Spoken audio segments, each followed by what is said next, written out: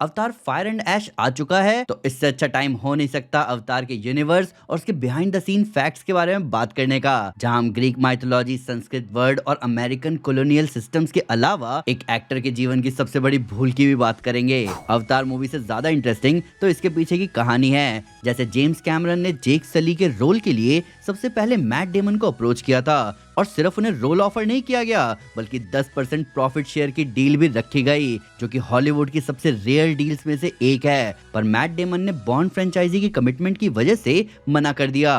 पर अगर उन्होंने इस डील के लिए हाँ कहा होता तो मैट डेमन को एक ही फिल्म के लिए लगभग $250 मिलियन मिल जाते, जो कि ना सिर्फ उस वक्त की बल्कि आज के समय में भी किसी एक्टर को नहीं मिला। इनफैक्ट इतना तो कई मूवीज कमा भी नहीं पाती। अब बात करें पेंडोरा की, तो वो कोई प्लैनेट नहीं है बल्कि एक मून है। वो एक बड़े गैस जाइंट के अराउंड घूमता है जिसका नाम है पॉलीफीमस। ये दोनों ही नाम ग्रीक माइथोलॉजी से लिए गए हैं, जहां पॉलीफीमस वन आइड साइक्लोप्स को कहा जाता है। प्लैनेट के सरफेस पर एक जाइंट स्टॉर्म आई दिखता है, बिल्कुल एक आंख की तरह, और उस आंख के नीचे पेंडोरा तुम्हें दिखेगा। ये सॉर्ट ऑफ नावी लोगों के ग्रीट करने के तरीके को रेफरेंस करता है, जहां वो लोग कहते हैं आई सी यू। साथ ही जैसे पेंडोरा ने ह्यूमंस पर सफरिंग रिलीज किया था पेंडोरास बॉक्स खोलकर, वैसे ही यहाँ ह्यूमंस की वजह से पेंडोरा सफर कर रहे थे क्योंकि उनको अनऑब्टेनियम चाहिए था। वैसे अनऑब्टेनियम नाम यहाँ रैंडमली नहीं डाला गया, ये नाम 1950 से इंजीनियरिंग स्लैंग का हिस्सा रहा है।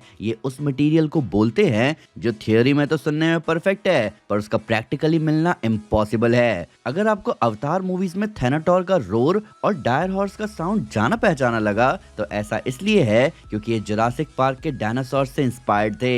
दोनों फिल्म के साउंड डिजाइन में सेम टीम इन्वॉल्व थी, यानी क्रिस्टोफर बॉयस की टीम। ये एक स्मार्ट मूव था जहां पुराने साउंड्स में थोड़ी मिलावट करके नया साउंड बनाया गया, जो ना सिर्फ आपको डेंजर इंस्टेंटली फील करवाए बल्कि एनिमल की वाइल्डनेस को भी शो करे। अवतार मूवीज में बैंशी के 4 आंखें होती हैं, जिसमें सारी आंखें नॉर्मल आईलिड से भी प्रोटेक्टेड होते हैं और ऊपर से उनके पास ट्रांसपेरेंट निक्टिटेटिंग मेम्ब्रेन्स होती हैं, बिल्कुल ईगल की आंख की तरह। हालांकि कई फैंस का ऐसा मानना है कि बैंशी की छोटी आंखें बकरी की हैं क्योंकि उसके रेक्टेंगुलर डिजाइन बकरी की आंखों से मैच खाता है। साथ ही वो 320 से 340 डिग्री पैनोरामिक व्यू भी प्रोवाइड करता है। इसके अलावा क्या आपको पता है कि 2014 में टेरोसॉरस स्पीसीज का फॉसिल चाइना में मिला, जिसको नाम दिया गया इक्रान ड्रेको अवतार। ऐसा इसलिए क्योंकि उसका शेप बाकी टेरोसॉर से काफी अलग था और अवतार के बैंशी से मैच खाता है। नाम का फर्स्ट पार्ट अवतार मूवी के इक्रान से डायरेक्टली इंस्पायर्ड है क्योंकि उसके स्कल स्ट्रक्चर और जॉ डिजाइन बिल्कुल पेंडोरा के फ्लाइंग क्रिएचर्स जैसे फील देते हैं। इसके अलावा ये इकलौता नाम नहीं है जो चाइना में मूवी आने के बाद दिया गया।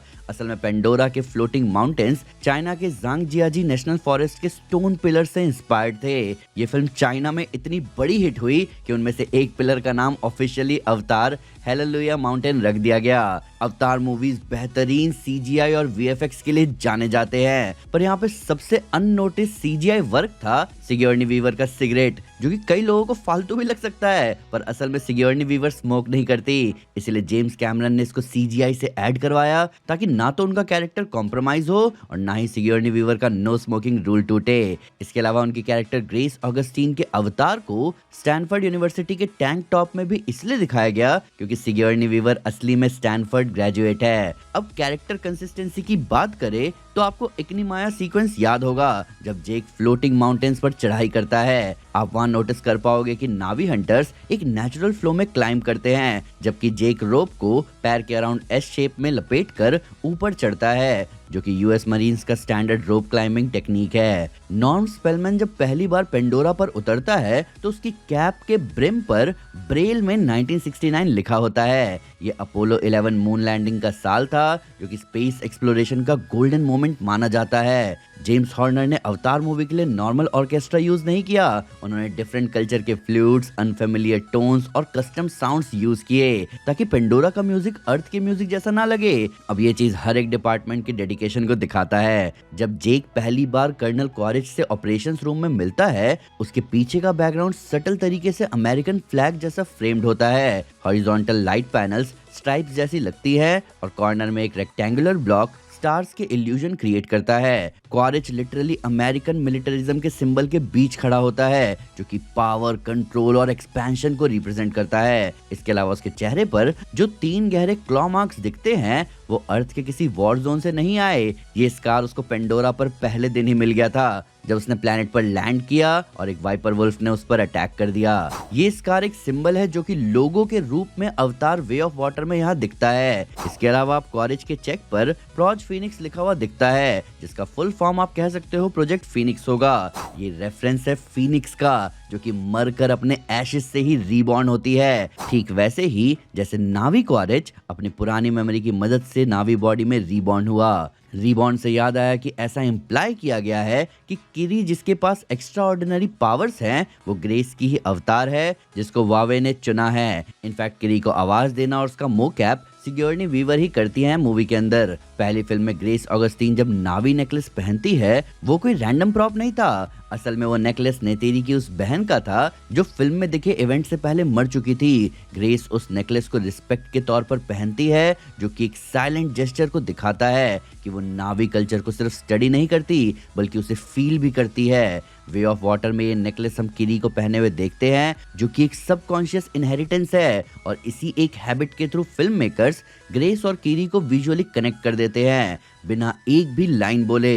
हालांकि किरी की ओरिजिन अभी भी एक मिस्ट्री है, जो कि शायद हमें फ्यूचर में एक्सप्लोर होते हुए दिख सकती है। अब जहां पहली फिल्म में अनऑब्टेनियम के लिए ह्यूमंस और नावी लड़ रहे थे, वहीं इस मूवी में वो लोग अमृत के लिए लड़ रहे थे, जो कि एक ऑरेंज लिक्विड था जो टुल्कन के ब्रेन स्टेम से निकाला जाता था। टुल्कन सिर्फ वेल्स जैसे क्रिएचर नहीं है, वो मेटकाइना नावी के लिए स्पिरिचुअल फैमिली है, जैसे ओमाटिकाया क्लैन के लिए एक इकरान यानी वो उड़ने वाला बैंशी था। अब ह्यूमंस टुल्कन को मारकर सिर्फ एक छोटा सा हिस्सा निकालते हैं, क्योंकि उसकी मदद से ह्यूमन एजिंग को पूरी तरह रोका जा सकता है। इसके एक छोटे से वायल की कीमत $80 मिलियन बताई जाती है। अब अमृत नाम सुनकर तुम लोग समझ गए होंगे कि ये हमारे कल्चर के अमृत वर्ड से इंस्पायर्ड है, जो अमर कर देता है। हालांकि एज रुकना और अमर होने में थोड़ा डिफरेंस तो है। अमर लोग मर नहीं सकते, पर ये एज रुकने वाले मर सकते हैं। अब ये अमृत नाम का इंस्पिरेशन अकेला इंस्पिरेशन नहीं है, मूवी का नाम लिटरली अवतार है, जहां शुरुआत में ही दिखाया गया कि ह्यूमंस एक तरफ सोते हैं और दूसरी तरफ वो अपने अवतार में जगते हैं, ठीक वैसे ही जैसे विष्णु जी अवतार लिया करते थे। इसके अलावा और भी सभ्यताओं से यहाँ इंस्पिरेशन ड्रॉ किया गया है,